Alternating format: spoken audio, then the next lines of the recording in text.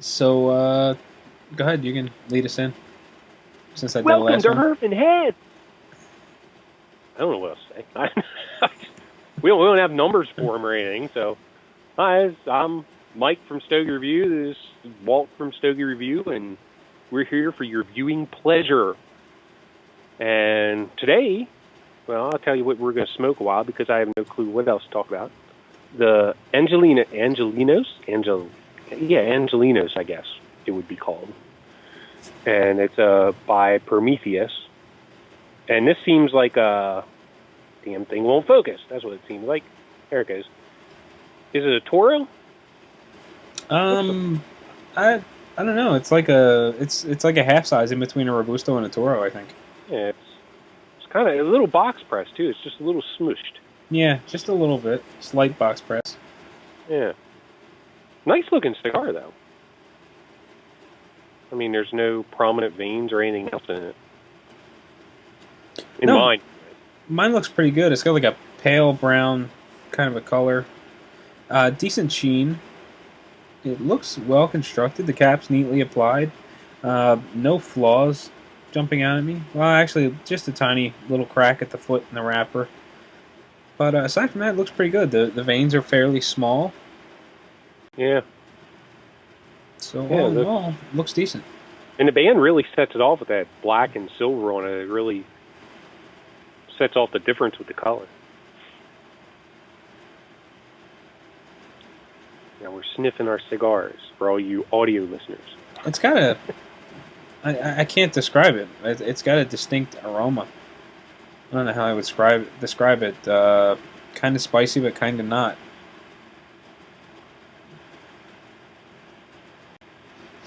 It's almost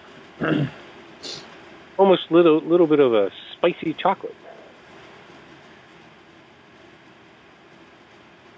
That's what I'll call it. Spicy chocolate. Whatever it is has got me actually kind of getting a little stuffy. Oh wow, You'll see Walt snotting on camera soon. it's amazing because I was breathing free and fine and everything was great until I jammed the cigar up my nose. Yeah, I think it's really has a pleasant odor to it. I think. Yeah, it's not offensive or anything. It's Yeah. it's pleasant. I mean, I like the aroma. Mine has a nice free draw. A little bit of that spice. Mine's got a little bit of resistance, a little bit of spice.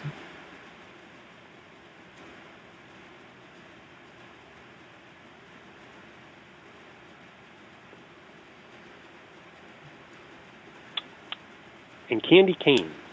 No, just kidding. That was for John Huber, everybody. I thought you were gonna say gunmetal. No, yeah, I should have. That's right. All right, so these cigars came from Prometheus when we did the Cigar Fest coverage. Keith Park sent over some samples that we could smoke, during the show and during the recordings and stuff, the wrap up videos that we were doing, and both of these samples came from that batch, and there's some leftovers that we thought we would, feature somewhere along the lines, and just so happens we're featuring them on this edition of the Herf'n Heads. Yes, and thank you very much, Prometheus.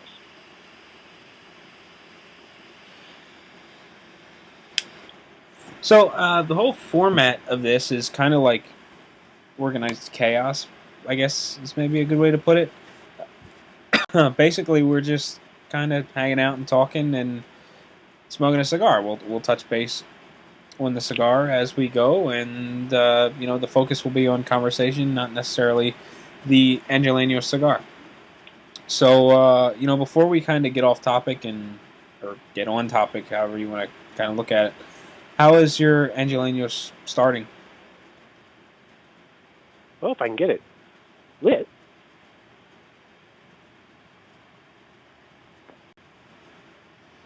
It's like you got a roaring fire at the end of that thing. Yeah, now I do. I hate, see, I hate when you light a cigar and you have like that one or two little areas that try to stay dark on you. You know, that just irritates me, and I have to get out the blowtorch and take care of that puppy.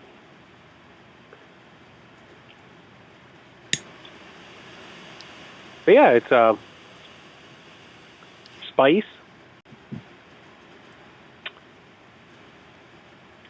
I guess that's woody. Yeah, woody spice. I'm not getting much spice, but I'm getting a woody taste. Oh, I got spice.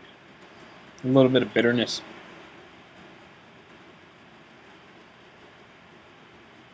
See, I might be more prone to catching a little bit of spice because I just don't eat spice on anything. I'm surprised I have any taste buds left at all. The spicy stuff that I like to eat. No. Well, actually, just kind of being off topic. You remember those wasabi peanuts? Well, I don't think you tried any of them up Jason's, but I got some of those. I got some Cajun peanuts. I haven't gone for the record of 12. Actually, I haven't even eaten more than one at a time, because it's kind of funny. You eat one and it's like barely got any heat. You eat another one and it's like nuclear. They're so inconsistent, but they're really good. What do you say? It depends on how long you keep them in your mouth. Oh yeah, because there's like a hard coating around the peanut, and that's what's got the wasabi flavoring on it. So if you pop it in your mouth and you just kind of let it sit there, or you suck on that coating, the wasabi really hits you, and you'll get that feeling where you got flames coming out of your nose. But if you eat it really quick, it's not hot. So it all depends on how brave you are and how long you let it just hang out before you bite into that shell. Just remember, 12. I'm not even going to try it. The joke is that we were hanging out at this guy Jason's house, and he said he had some friends over, and one of them decided to go for the record, and it was 11 of these wasabi peanuts. He was going to eat 11 of them at one time, and it was so bad that he could barely breathe, and he had like snot just erupting out of his nose, and he's hunched over the counter. He could barely get a breath, and it was hysterical the way Jason told the story. Not so much if you were on the receiving end, but but definitely a funny story. I won't be trying to break the record anytime soon. I mean, I like hot stuff, but that's insane. Yeah, I won't even be trying one. I'm good.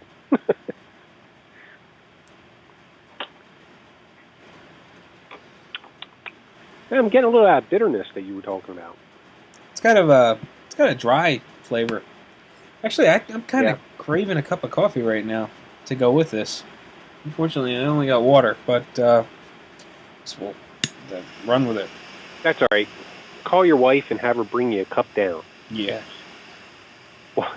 No, but and then ask for a second cup so she can go, "Whoa, never drinks a second cup." Sorry, it's another thing with Jason. Sorry. But it's got a little bit of a dry texture, and it really comes off as though it would lend itself really well to coffee. I haven't really smoked many of these. I had one a while back, like months and months ago, and then I had one at Cigar Fest, and now I'm having another one. So my experience is pretty limited with this line, but it's performed fairly well, in all those experiences. I guess this would be God, I can't even remember. I think I smoked one at Cigar Fest. I don't even know that I would count that one. I mean, we're so burned out. Yeah. But so yeah, we'll consider this one my first one by proxy. There we go. First one. But I'm not digging that little bit of bitterness that came into play. All right, so in between discussing the cigar, we're just kind of let the banner fly. I don't want this to get terribly long, like the video I did with Brian, because that was an absolute nightmare to break that up into all those pieces. Not so much breaking it up video-wise, but organizing all those posts and cross-referencing them was a nightmare. So I want to kind of streamline this a little bit. If it gets long, I'll just deal with it, and you can deal with the written part, and I'll just deal with the video editing. But written part, watch the video. Good. But actually, we were talking the other day, And there was something I wanted to bring up. Corey, that you met him on Sunday at Old World Cigars. He had sent me a message a day or two before, and we were talking. I told him I was going to bust your balls for not inviting me to this Herf that you were attending. I wound up not doing anything really. I just hung around the house all day and didn't want to go out. I was recovering from a wicked hangover. But you had mentioned the following day or whatever that Old World was like less one partner, and the stock on the shelves was looking kind of bare. I mean, Well, I think Rocco isn't there anymore. If anybody knows, he went on and he's doing something else now. But I don't think he was ever a partner. I think he was just the manager, if I'm correct. Still the owner. Bad with names. Tim, I think, owner. He's still there, but oh my Lord, the shelves were bare. It was unbelievable. I mean, Corey can attest that it was empty boxes everywhere, and the new manager was there. She was talking to us, and she has everything's in order. She's waiting for the boxes to come in, and they were supposed to be there this week, and I haven't gotten back over there, to see if they are or not. But it was kind of disheartening to see the shelves that low. I mean, go ahead. I mean, I'd be really interested in seeing or hearing your take when you go back, because I mean that's kind of like how things started with Kensington before it kind of really slid downhill, and then the shop closed. It was lots of empty boxes and shipments few and far between. So as soon as you said that, I started thinking the worst. Like is the shop slowly sliding downhill? Where's it going? But it's bad to just assume. So Right, I guess you're tasked with visiting again to see how it is since you're closest. But all right, I'll let you tell my wife. but I am really curious as to where they were going. I was only there once or twice, and it was a really nice shop. So Right. I'm curious as to what's going on, because with the way the economy is and taxes and whatnot, you see a lot of shops are struggling. Yeah, and I don't know if it's just something about when Rocco left, and then the new manager came in, transition period, and all this other kind of if things just didn't get ordered on time. But I know like the one I noticed, like the Oliva, there was like every Oliva box was empty except I think there were a few V's. I'm not sure if there were some G's. Very, very few. Well, the EP Carrillo New Wave, they actually had them there. And there were 5 in the box, and I grabbed them all. I mean, that's all that they had. It was just disheartening to see how empty that stuff was. And I was thinking the same thing you were. I was like, oh, man, is the shop going to be closing? But the way they're talking, it's not. So we'll see. I'll see if I can get back over there this weekend or next weekend or something, and see if the stock has been replenished. Well, you brought up a good point. I mean, it very well could be that transitional period between one manager and the other. One gearing up to move on to bigger and better things, and not placing orders, and the new manager coming in and not being up to speed or knowing what needed to be ordered or what was what was pending, things like that. So right. There's a very good chance that could be the issue. I used to get a lot of event reminders from them, store emails. I couldn't tell you the last time I got one. No, I've actually gotten some. Nah, they might be being kicked over to my junk folder. Nice. But yeah, I mean, they just had I think it was an Oliva event not long ago. Oh no, LFD. LFD was there. That's what she had an event. Most of their stuff was in stock, but I noticed they didn't. They used to be the only store I could find those Cameroon cabinets at, and they didn't have any. Mm-hmm. They didn't have an empty box, so I don't know if that's something they're not going to carry anymore, or what. Never had one. Yeah, I had to get one once Jerry was creaming his jeans about him. I figured I'd... Sorry, colorful discussion, sorry. Yep, that's definitely colorful. But, yeah, I mean, I had to try one, and it's like it was really good. I mean, they're a really good cigar if you have a chance to find them. The only thing, again, that puts me off is just the price. I mean, they're not cheap. To me, they're not cheap. Where are they? 12, 13, 14 bucks, something like that. Oh, wow. I think that's what it was. Now, that was my local shop, so I don't know. Maybe you can find them cheaper somewhere else. But yeah, that definitely stings a little bit. So, moving right along. Well, tell everybody what you have been doing. I mean, have you been going to a shop since Kensington closed, or? Well, no, not really. What ended up happening was after the shop closed, there was a couple of weeks where I was still going, even though the shop was closed. Like the following week, he was there hanging out, and I was going in to look at some of the Spanish cedar panels that he had in the humidor to repurpose them. So I was there that following week. I think we did Cigar Fest the week after that. The week after that, I was in the shop pulling out some of those panels to bring home. And the week after that, like 2 weeks ago, was the first time I was actually put in a position where I didn't have anywhere to go. And instead of driving all the way down to Sir Stogie's in Gilbertsville, which, I really like the shop, but it's just too much time in the car. Especially when I'm under a time crunch, because my babysitter only watches my daughter for so long. I'm spending just as much time in the car as I am in the shop, and it's just not worth it. Especially with gas prices climbing.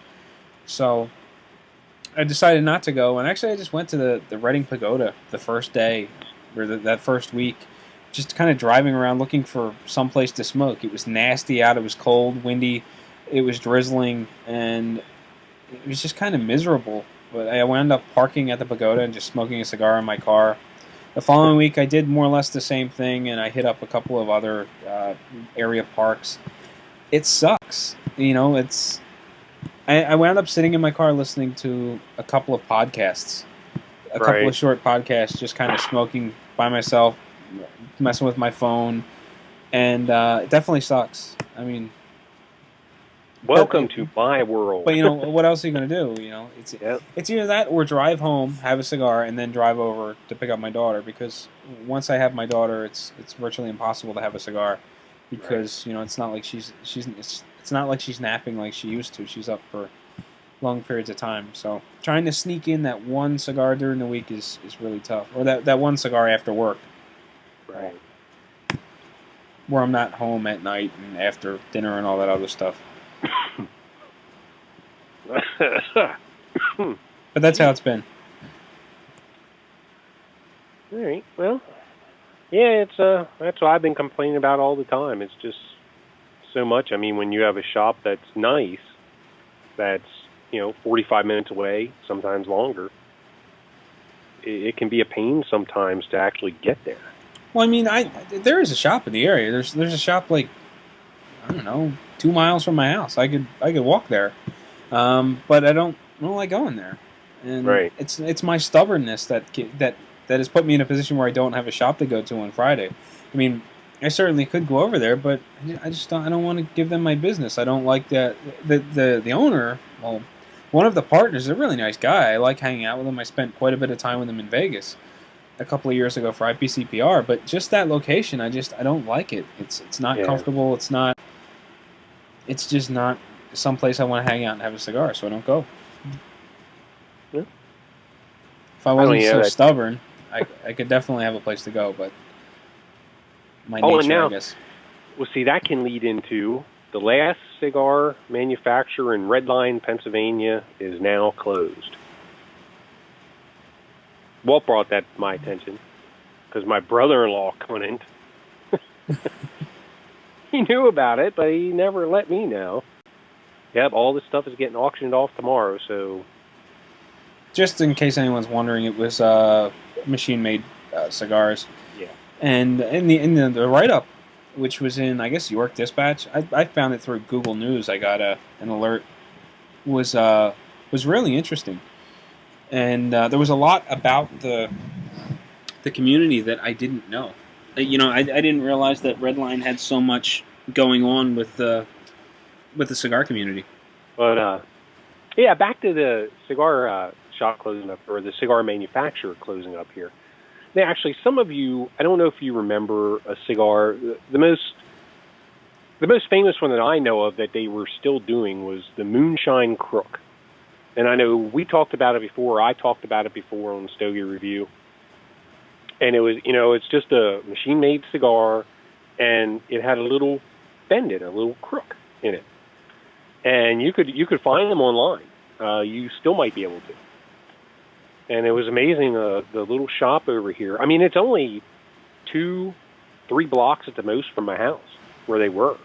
I was actually planning on going over and asking, like, if I could come in and record and, how they do the things and everything else. I thought it would be really cool.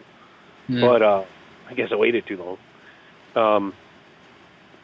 But, that's what they were mainly doing, the Moonshine Crook thing. And, machine-made cigars, and it was just a little place. And last year they said they did, I think, 1 million cigars they sold.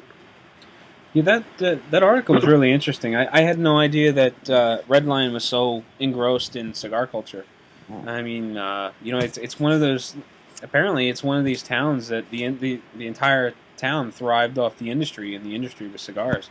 Yep. I really had no idea that Redline was popular for cigars. I know at one point in time there were several cigar factories in the Reading area, and of course none of them are around anymore.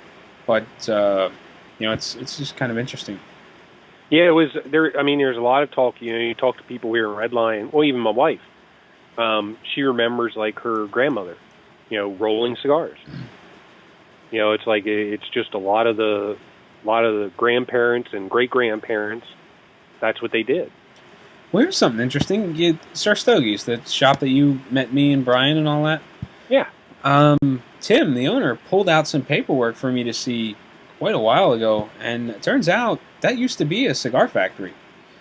Apparently, a rather large machine-made cigar factory back in the early 1900s, and apparently the owner of the cigar factory was struck and run down by a rogue horse and cart, and died, and the business was passed on, and I think it was still a cigar factory for a few more years, at which point it changed hands, and I think it might have been like a tannery, and then it was something else, and then their family came in to have it somewhere down the line, and right. Now it's back full circle. Now the building's utilized for cigars again, which is really interesting.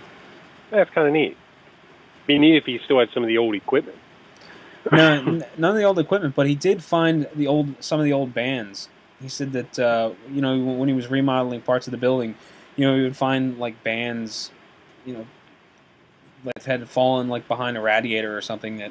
Right. He said he's got random stuff here and there that's really interesting, but nothing of any substance, just the odd band or like packing material.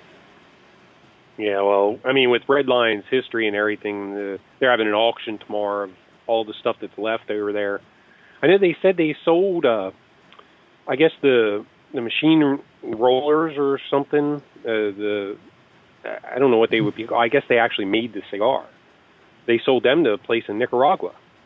Yeah, I saw that in the article. It'd be kind of interesting if one of the manufacturers got it and lets us know. That'd be kind of cool.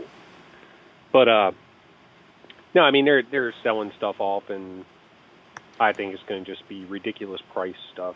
Well, it's kind of interesting. I mean, like the first thing I thought was, okay, I can't run down to an auction tomorrow, but if I could go, it'd be really cool to get maybe a couple of Chivettas. Although I don't even know if they would have any.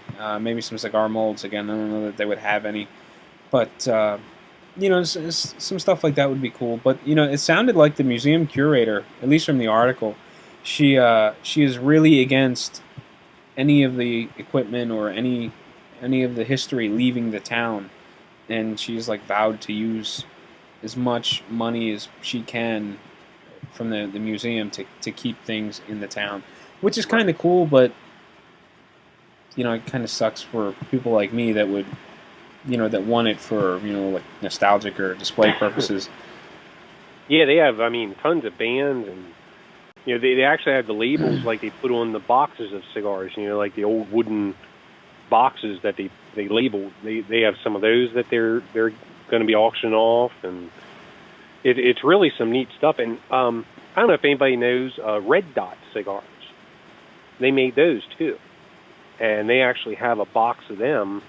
And my brother-in-law told me, he goes, they're going to go for a small fortune. He said they're just crazy price for some reason for some of that kind of stuff. So yeah, I don't know if I'm going to actually head down. I know my brother-in-law is going. I don't know if I'm going to head down with him, or if it's nice. I could just walk down. It, like I said, not that far.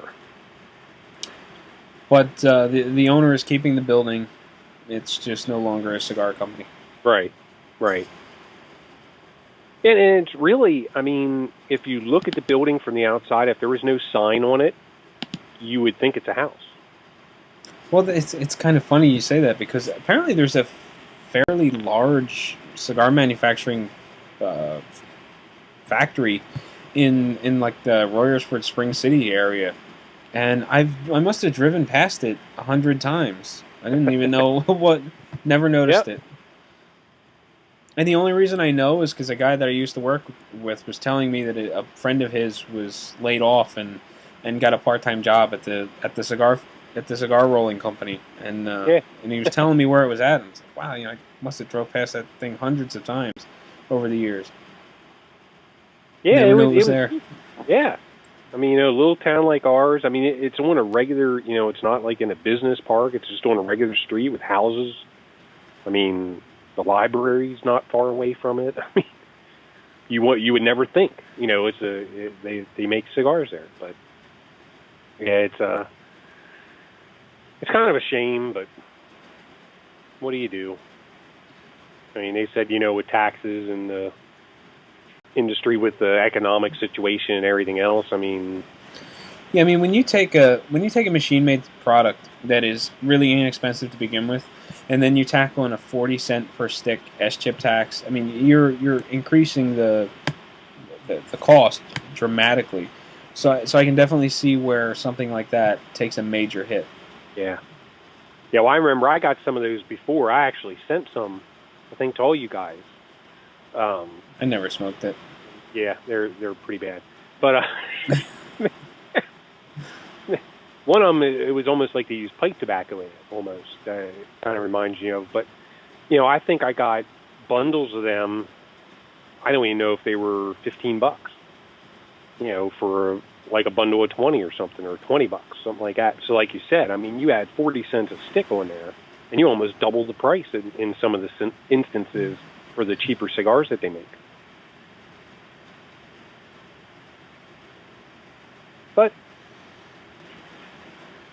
everything. Although it's 40 cents for premium cigars, I don't know where machine mates fall into the groove.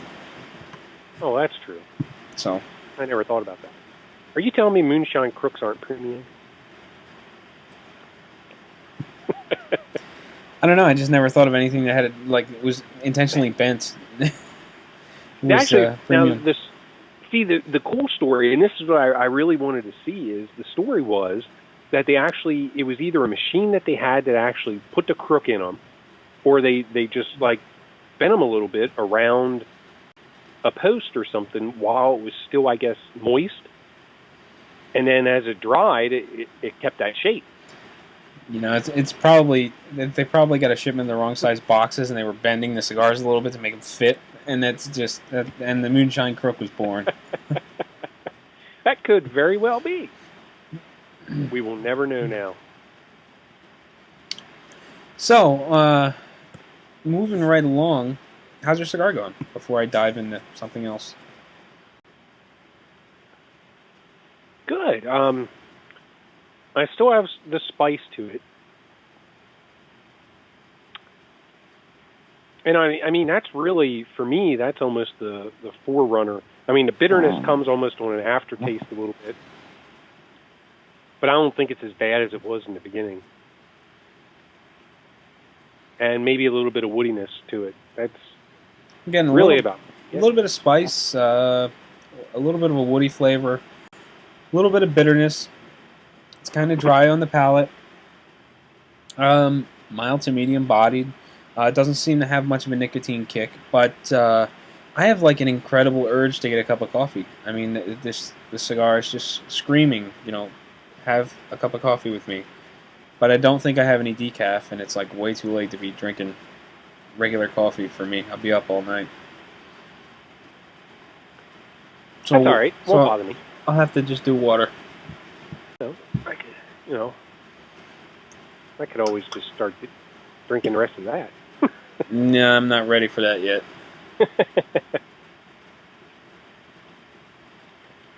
I went to the store on Saturday and decided I was going to go get a bottle, and it was on sale for $35 a bottle, so I bought two.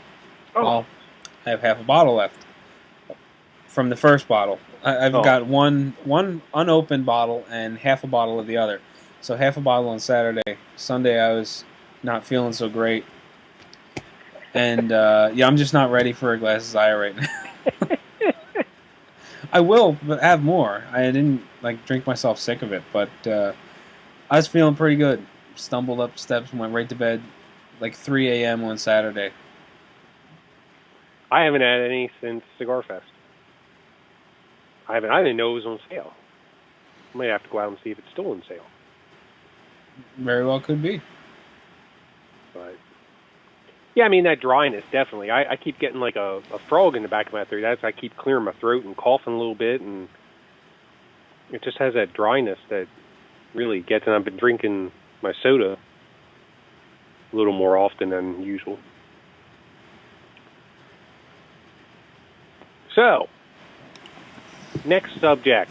What do you think about the Macanudo announcement, the General Cigar announcement about the Macanudo? Well, it's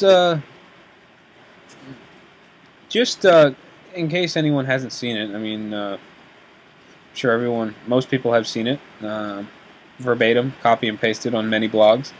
But basically, we got a press release saying that General Cigar announces today that the company is reducing the price of all Macanudo 1968 cigars, representing an average price savings of more than $3.33 per cigar, and an average cost savings of more than $32 per box. The new pricing of Macanudo in 1968 is currently being made available exclusively at brick-and-mortar retailers across the United States. Director of Marketing comments, blah, blah, blah, blah, blah. New pricing structure. The 1968 Churchill will be available for $7.69. The previous price was $10 per cigar. The Toro will now carry an MSRP of $7.49, previously $9.50. The Robusto will be $6.49 with a previous price point of $8.50. And rounding out the collection, the Gigante, the 6x60, will cost $7.99, which was previously $11 per cigar.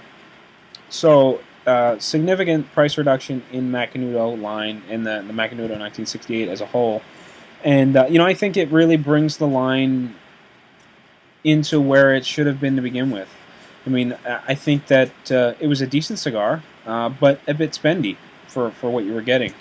And I think it's going to get more people to smoke it, but I'm really interested in the Macanudo 1968 because it's a Macanudo, but it isn't a Macanudo. When it was released, everyone assumed that it was going to be an ultra mild, easygoing cigar, and it was more of a bolder stick, and people were confused as to why they were putting the Macanudo cigar on a stick that wasn't your typical Macanudo. It seemed like quite a ways off of where the line was. So, I'm really interested to see if this does, or what this does for their sales, because I think this is reducing pricing down below your average Macanudo pricing, and it's much bolder than your typical Macanudo. Personally, I liked the 1968, but I didn't smoke very many of them because of the price point. It was just one of those cigars where I felt as though I was paying a premium price for the name and not so much what I was getting. And now I think the pricing is more realistic. It's still a bit higher than I would prefer to pay for this particular cigar, but it is much more realistic, I think. Yeah, I agree. Oh, am I supposed to elaborate? That's it? You agree? All right, then. Let's move it on. Yeah, I mean, I've only ever had maybe one or two of them, and I honestly can't even remember, how they were. I really didn't pay much attention to them. The pricing, I think, is definitely more in line with what it should be. Anytime a price reduction comes into play nowadays, it's just awesome, I think. I mean, it's just, everybody throws a party because of it. But, I think for their sales, I really do think it's going to help. I think more people are going to get to try it, and I've been hearing a lot of good things about it. So, maybe it'll translate into better sales, hopefully, and they'll sell more to make up for the difference in the price reduction. Well, I always kind of wonder when you see a price reduction, where is the price reduction coming from? In the case of the Havana collection from Zycar, or the HC series, on the Stogie 411 show with you and Mike, Kurt had mentioned that they were cutting corners by making refill bundles for cigar shops to refill their own boxes with, so that they didn't have to pay for another box. They reduced pricing a little bit here. They reduced a little bit pricing because someone didn't have to physically load boxes. So you gotta feel for where the price reduction was coming from. Here I'm seeing an average of $3.33 per stick. Where did all that come from? I mean, was there just that much fluff in the pricing or that much profit margin that they can afford to do that and still maintain a profit by reducing it by $3.33? Or where is that big price reduction coming from? What the hell is going on? Did you just set your smoke detector off? No, I don't have a smoke detector. Yeah, I set the neighbors off. Yeah, I better open my window. That was definitely your house, right? I don't know what that was. I really don't. Because I only heard it there it goes again. In my earpiece. It's my house. I don't know what's beeping though. Okay, as long as my house isn't on fire. I have no clue. Maybe you ought to go for a little walk. Maybe I should go check it. And make sure nothing's, burning. But, I mean, back to the Macanudo. I mean, it's a good thing to reduce. But like you said, I mean, where is that reduction coming from?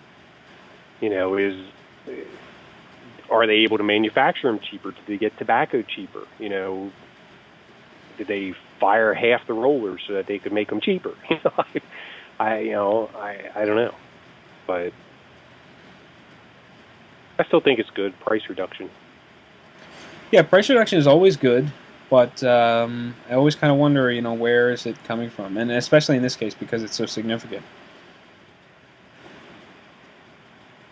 Yeah, it is. I mean, that is really a significant. I guess I should close my window because now people are going to be. Can you hear the weed whacker? I can't, no. Oh, well, good. I'll let it open. But,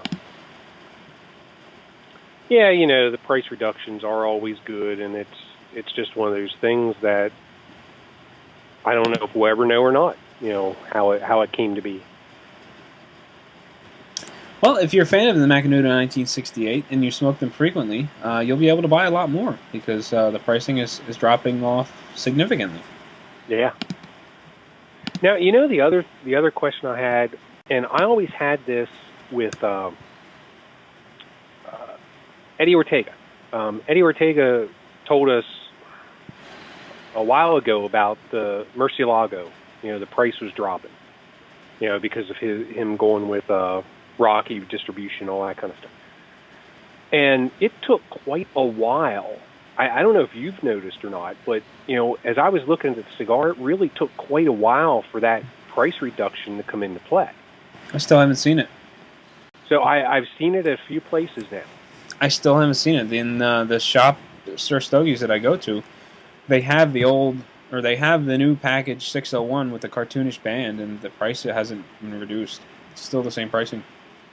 Oh, that begs another question. But yeah, I have seen the Murcielago cheaper. And I don't think it was just Cigar Monster or one of those that did it. I think it was a regular price.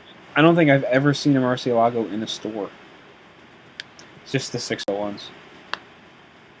You know, I don't know if I have either. I mean, I know they're out there, but Right. just none of the shops that I go to have the Murcielago. Yeah, I saw they had the new banded 601s over at Old World also, but I didn't really take notice of price or anything else. I was just dumbfounded by all the empty boxes. Yeah, when the old 601 pricing was around $10, $9-10. When you see that cartoonish, hideous band on a $10 cigar, it's like, why in the world would I spend that kind of money on that cigar? It's so I'm not quite sure what's going on. I like Eddie. I like his product. I don't like that band. I don't like that packaging. Didn't he say he was going to change it? I thought he was talking about changing it. Yeah, he wasn't happy with it either, and it's going through another change. I don't know when that will be. I mean, I've seen some pictures, and it looks more in line with the old band. Just, it looks like it was done for much cheaper.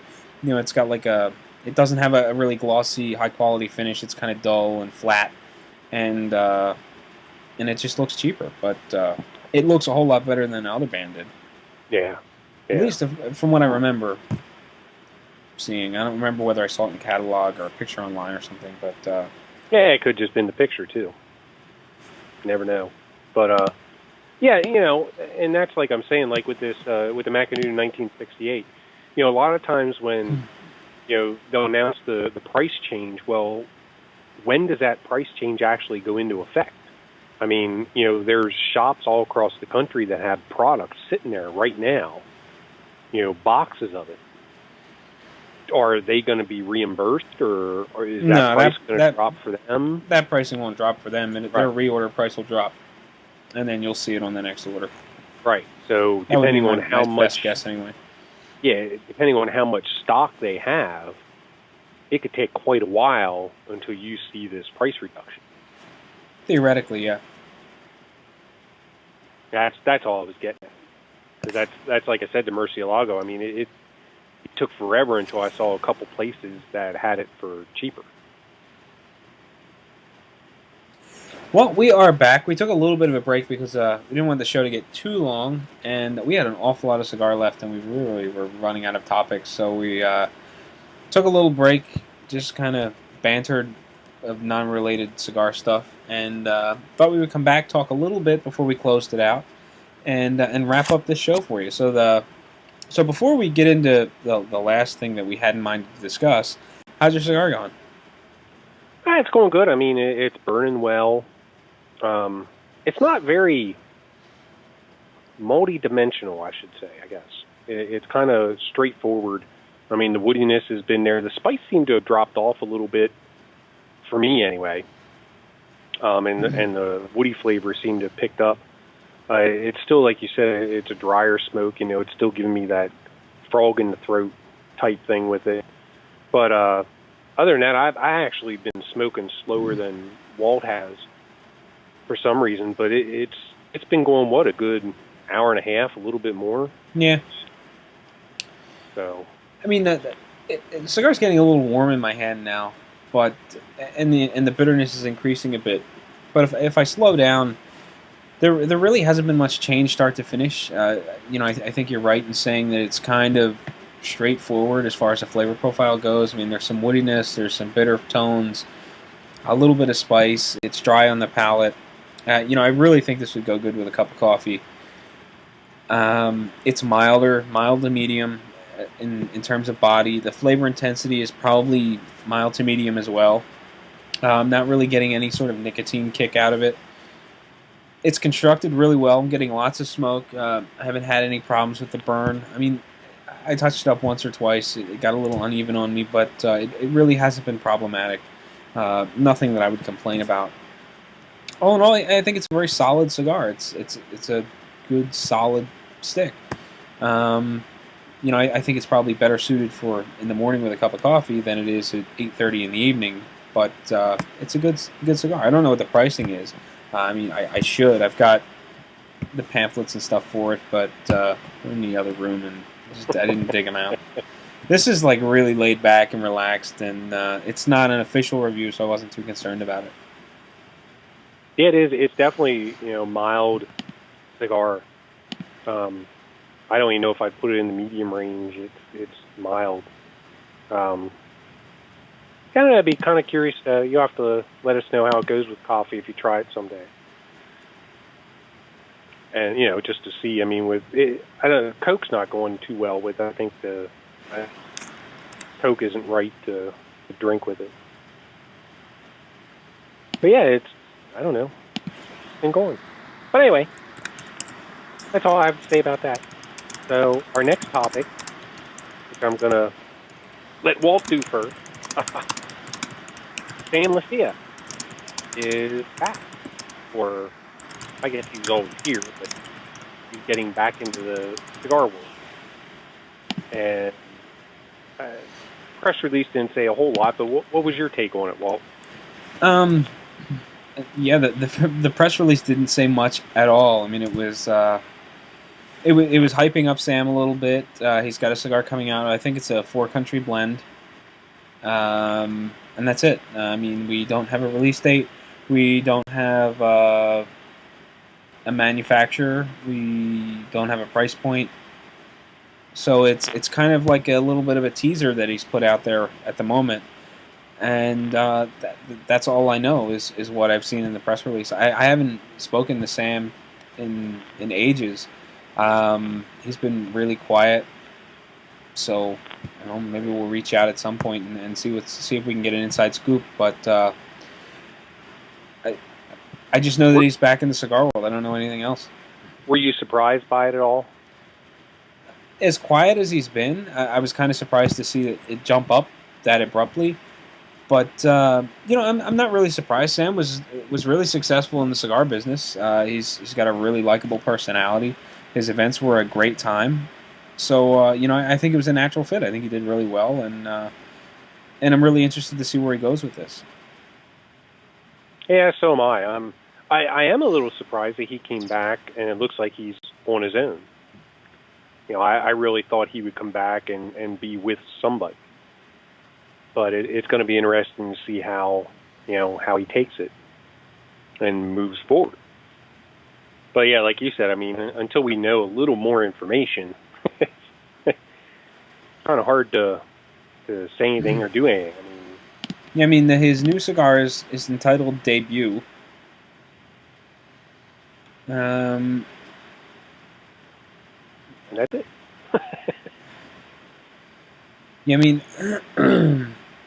It's just it's really hyping up Sam. It says that the Debut is a twist of Nicaraguan, Honduras, Ecuador, and Santo Domingo tobaccos blended together to give a unique smoking experience. Sam's Debut will be available in 3 sizes: a double Robusto, double Churchill, and a Figurado. Double Robusto being a 5x60, double Churchill being 60x7, Figurado being a 52 by 6.5. And really, that's all it says. So I mean, he's kind of embracing the concept of a large nub, right? If you want to boil it down to that. So I don't know. Or just everybody associates Sam with nub, but I guess that's just a regular size. 6x60s I smoke them all the time. But that Churchill is going to be a big beast. That was a double something or other. That was a 7x60. Wow. That's going to be a monster. I just hopped over to the Sam Lucia Cigar Co. website and coming soon. Yeah, just coming soon. Website coming soon. For pre-orders and general information, email him. Right. And there's just a bunch of photos from a photo shoot that he did. The photos are available on Facebook. It's where I saw them to begin with. And I didn't email Sam or anything yet to see about any more information. So we just brought this up and figured we'd throw it out there, and that way you can let in the comments, what you think about it. And that was pretty much the only discussion topic we had lined up for this this edition of Herf'n Heads. So, Mike, I think we can wrap this up. Yeah, we might as well. I mean, we're almost done. I mean, I'm down pretty far at the end, and like you, it is actually getting a little warm down here towards the end. Surprising. I mean, it's packed well. I mean, it was a nice, solid smoking cigar, but nothing outstanding, I would say. Yeah, I mean, it's didn't like knock my socks off or anything. It was just a good middle of the road, solid cigar. Right. And I drank a whole can of Coke, and I still have a little bit left. So, like I said, it is a drier cigar. But anyway, I think that about wraps it up. So until next time, happy smoking.